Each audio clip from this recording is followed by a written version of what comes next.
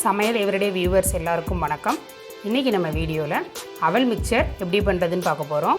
நாம் எப்போவுமே மிக்சர் பண்ணணுன்னா எண்ணெயில் போட்டு பொரித்து எடுத்து தான் பண்ணுவோம். ஆனால் இன்றைக்கி 1லேருந்து 2 ஸ்பூன் அளவுக்கு மட்டுமே நம்ம எண்ணெய் யூஸ் பண்ணி நல்ல மொறுமொறுப்பான ஹெல்த்தியான அவல் மிக்சர் எப்படி பண்ணுறதுன்னு பார்க்க போகிறோம். இது கொஞ்சம் கூட எண்ணெயே குடிக்காது, நம்ம ரொம்ப நாளைக்கு ஸ்டோர் பண்ணி வைக்கவும் முடியும். அவல் மிக்சர் பண்ணுறதுக்கு தேவையான பொருட்கள் பார்த்துடலாம். 2 கப் வெள்ளை அவல் எடுத்துருக்கிறேன், 1/2 கப் வேர்க்கடலை, 1/4 கப் போல் பொட்டுக்கடலை, 3 கொத்து கருவேப்பிலை, 10 முந்திரி பருப்பு, 1 ஸ்பூன் சர்க்கரை, 2 பச்சை மிளகாய் கீரி எடுத்து வச்சுருக்கிறேன், 4 பல் பூண்டு தட்டி எடுத்து வச்சுருக்கிறேன், உப்பு தேவையான அளவு, 1 ஸ்பூன் மிளகாய்த்தூள், 1/2 ஸ்பூன் மஞ்சள் தூள், 1/2 ஸ்பூன் பெருங்காயத்தூள். ஸ்டவ் ஆன் பண்ணி ஒரு கடாய் வச்சுருக்கிறேன். இதில் நம்ம எடுத்து வச்சுருக்கிற 2 கப் அவலை சேர்த்துடலாம். நாம் இன்றைக்கி அவலை ட்ரை ரோஸ்ட் தான் பண்ண போகிறோம். அவலை நம்ம எண்ணெயில் போட்டு பொரிச்சு எடுக்கும்போது நிறைய எண்ணெய் குடிக்கும். அதனால் நம்ம இன்றைக்கி நல்லா கிறிஸ்பி ஆகிற அளவுக்கு ட்ரை ரோஸ்ட் பண்ணி எடுத்துக்கலாம். நான் இன்றைக்கி தின்னாக இருக்கிற வெள்ளை அவல் தான் எடுத்துருக்கிறேன். நீங்கள் கெட்டி அவல் கூட எடுத்துக்கலாம், இல்லைனா சிவப்பு அவல் கூட எடுத்துக்கலாம். நல்லா வறுத்தாச்சு, நல்லா வாசனையாக வருது. கொஞ்சமாக அவல் எடுத்து இந்த மாதிரி நொறுக்குனாலே நல்லா நொறுங்கிடும். பாருங்கள், இந்தளவுக்கு கிறிஸ்பியானா போதும். நம்ம ஸ்டவ் ஆஃப் பண்ணிடலாம். ஸ்டவ் ஆன் பண்ணி ஒரு கடாய் வச்சுருக்கிறேன். இதில் 1/2 ஸ்பூன் அளவுக்கு எண்ணெய் விட்டுக்கலாம். இது நம்ம எடுத்து வச்சுருக்கிற வேர்க்கடலை பொட்டுக்கடலை நட்ஸ் எல்லாத்தையுமே நம்ம வறுத்து எடுக்கிறதுக்காக தான் சேர்த்துக்கிறோம். எண்ணெய் சூடானதும் 2ஆக ஸ்ப்ளிட் பண்ணி எடுத்து வச்சுருக்கிற 2 பச்சை மிளகாய் சேர்த்துக்கலாம். இந்த பச்சை மிளகாவை மட்டும் நம்ம வறுத்து வெளியில் எடுத்து வச்சிடலாம். ஸ்ப்ளிட் பண்ணி சேர்த்துக்கோங்க. முழுசாக சேர்த்துட்டோன்னா மிளகா எண்ணெயில் போட்டதும் வெடிச்சிரும். மிளகா நல்லா வறுபட்டுருச்சு, நம்ம வெளியில் எடுத்துடலாம். அடுத்து தட்டி எடுத்து வச்சுருக்கிற 4 பல் பூண்டை சேர்த்துக்கிறேன். நான் தோலோடு தான் தட்டி எடுத்து வச்சுருக்கிறேன். பூண்டை நல்லா வறுத்தாச்சு. இதை வெளியில் எடுக்க வேண்டாம், அப்படியே எண்ணெயிலே இருக்கட்டும்.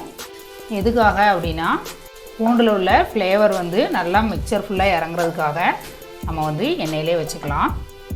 அடுத்து நான் 1/2 கப் அளவுக்கு வேர்க்கடலை சேர்த்துக்கிறேன். நான் பச்சை வேர்க்கடலை எடுத்துருக்கிறேன்.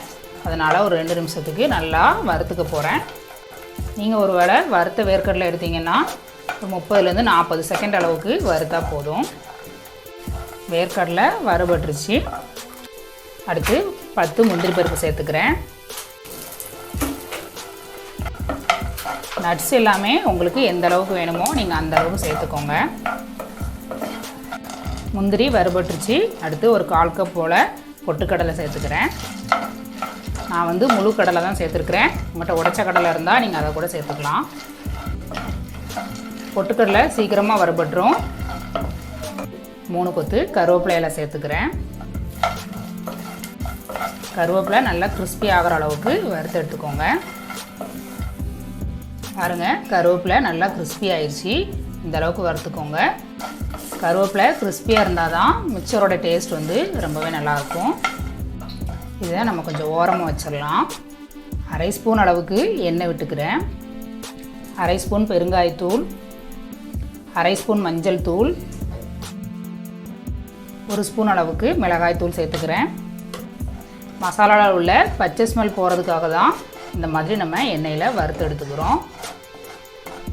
ஸ்டவ்வை லோ ஃப்ளேமில் வச்சுட்டு இந்த மாதிரி வறுத்து எடுத்துக்கோங்க. இப்போ மசாலா கூட எல்லாத்தையும் சேர்த்து நல்லா மிக்ஸ் பண்ணி விட்டுடலாம். தேவையான அளவு உப்பு சேர்த்துக்கிறேன்.